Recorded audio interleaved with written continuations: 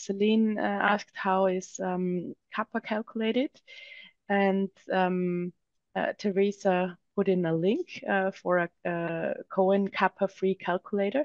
Do you want to say something about the kappa calculation, how you do it?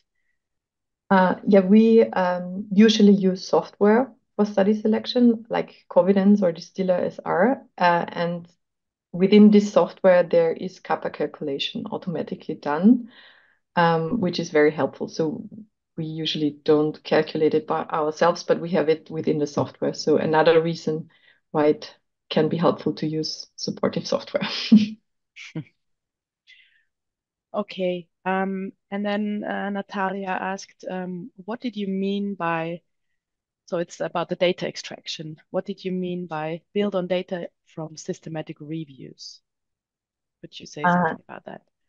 Yes, so within a rapid review, it would be okay to use a systematic review and just complement it with newer primary studies. And if you choose this way, then it's okay if you use the data that was already extracted from primary studies into the systematic review and use this extracted data for your rapid review. So you could, for example, also you could also extract the risk of bias assessment of the systematic review. So this could be a time-saving approach.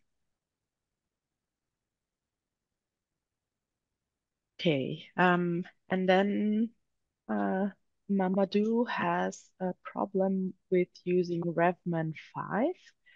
Um, He's using it for article screening, and he says, I have issues with inviting my other colleagues to join the review and conduct the screening. How can I do it?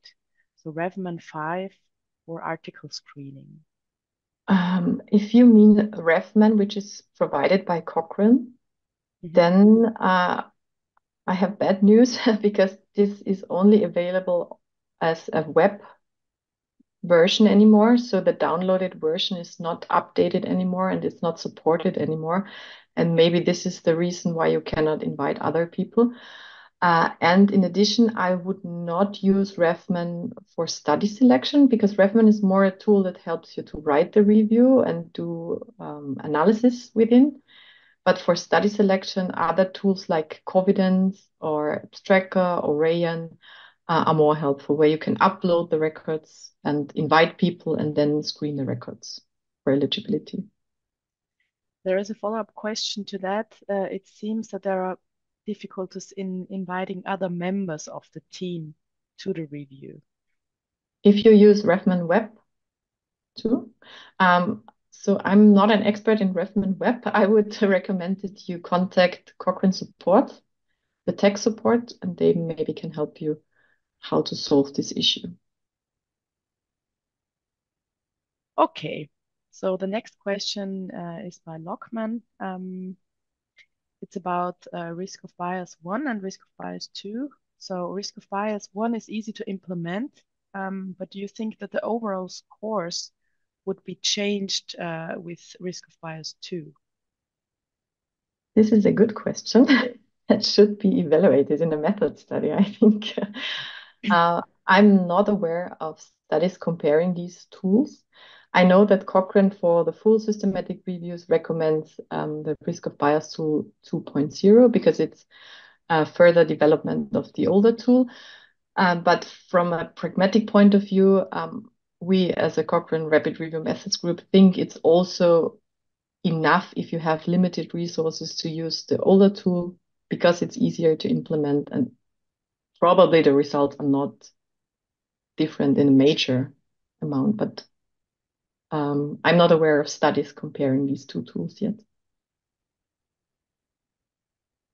Okay, and then there was a comment about ChatGPT that ChatGPT needs to have accurate instructions to work well.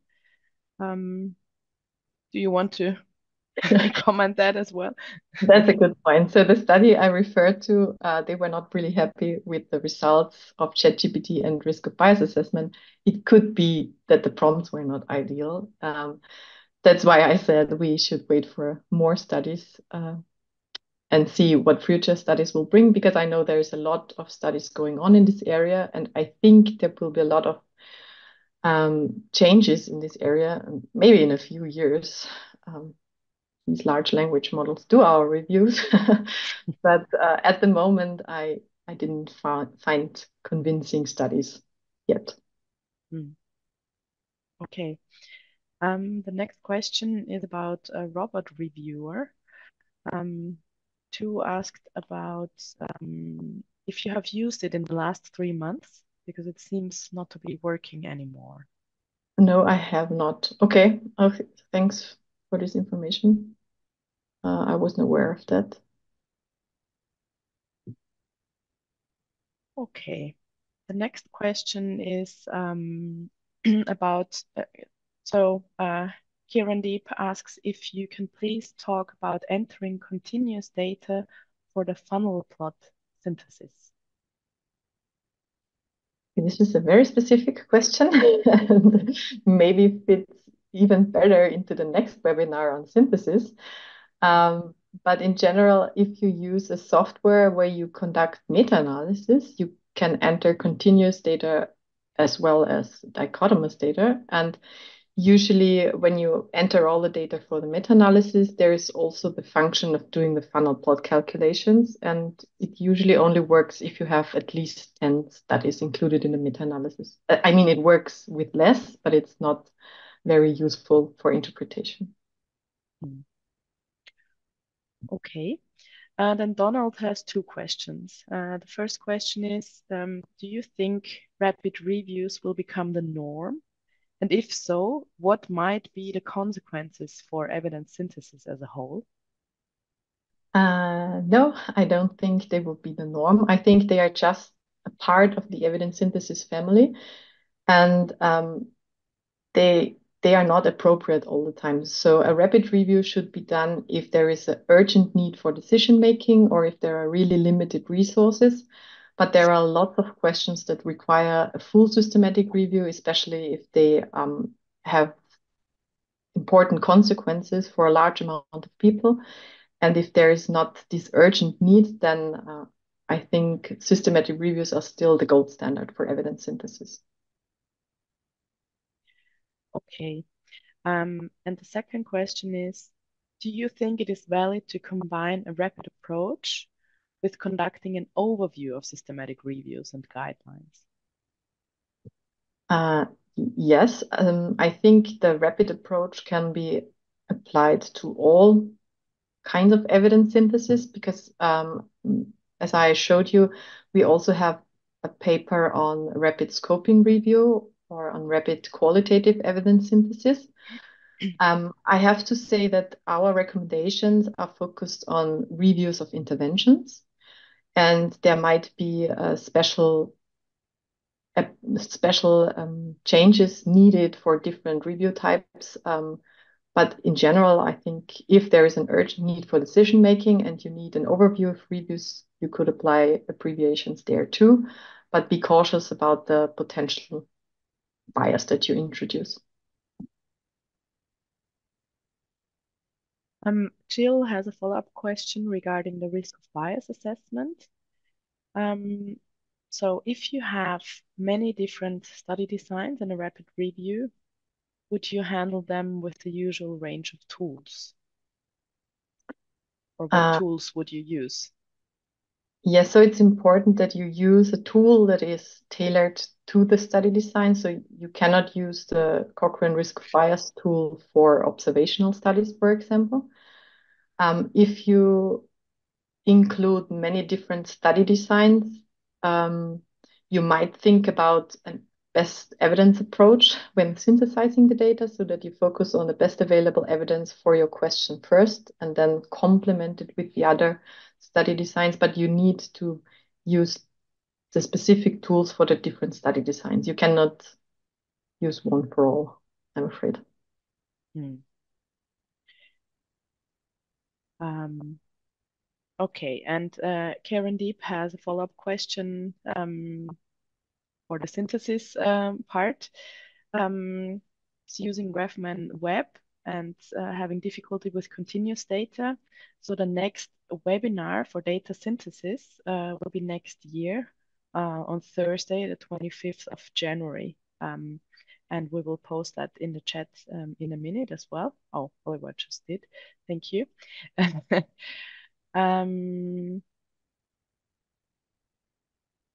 Okay, so the next question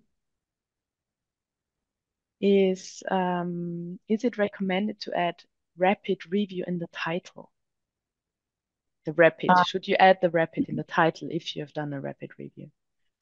Yes, I think that's a good idea, and it corresponds to the Prisma recommendation that you specify in the title the approach you took. So I think it's a good idea, and it's also very important to specify in the methods part what especially was your rapid approach. So which accelerations did you use and why? Why did you choose a rapid review? What we have encountered in the past sometimes is that people um, thought it is not a well-conducted systematic review, so let's call it a rapid review. But that's not the ideal way. The rapid review should always have a rationale, like urgent decision making or a commissioner needing it immediately or something like that.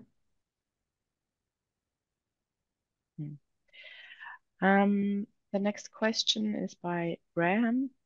Do you have a preference for online software for review or evidence in general? And if so, why do you have this preference?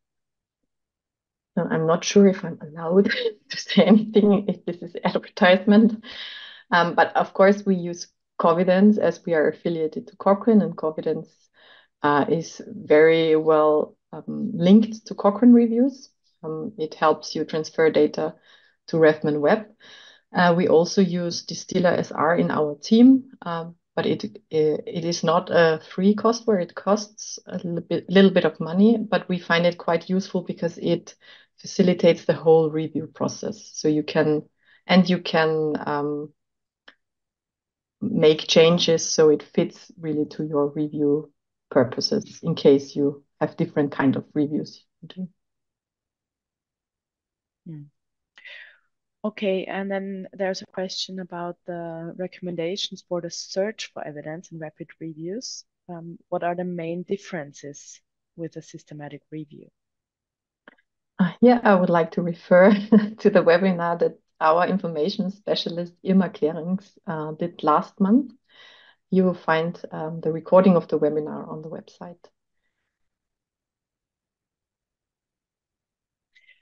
So going back to the question about the risk of bias assessment for different study designs, Jill had a comment.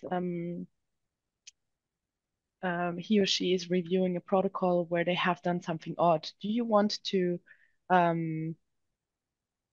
yeah, go into detail about that, or was that just a comment? You could unmute yourself if you want to. Jill Norman.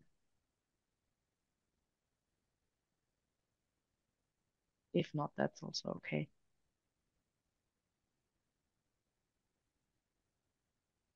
So are there any more questions? Can't unmute. Olga, could you do that?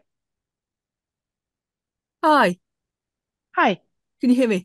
Yes. Hi. Yeah, no, I've been asked to peer review a protocol for a rapid review where they have done something a bit strange. They seem to have made up their own all-encompassing risk of bias assessment tool on the grounds that it's a rapid review. And I haven't written my review yet, but I was sitting there thinking, I'm not at all sure I'm happy about this.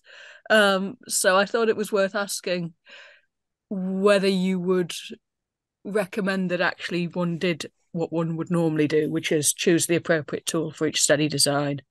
That was all. Yeah, yeah. We recommend to use validated tools and not make up your own tool. Thank you so much. Thank you, Jill. Another question came in by Teresa. You report the time it takes to do the review. As it is called rapid reviews, then I would expect the time to be reported, but it rarely is. That's a good point. It would be good to report it and to make clear what you mean by the time of the review. Is it really from where you get the commission topic until publication, or until you send back the first report to the commissioner? And I also should explain that the timeline is quite variant. So within a Cochrane Rapid Review, it shouldn't take longer than 6 months. But in real life, there are also rapid reviews that are conducted within a week or a few weeks. So it's quite broad, the time range of a rapid review. And it's, of course, helpful if you report it.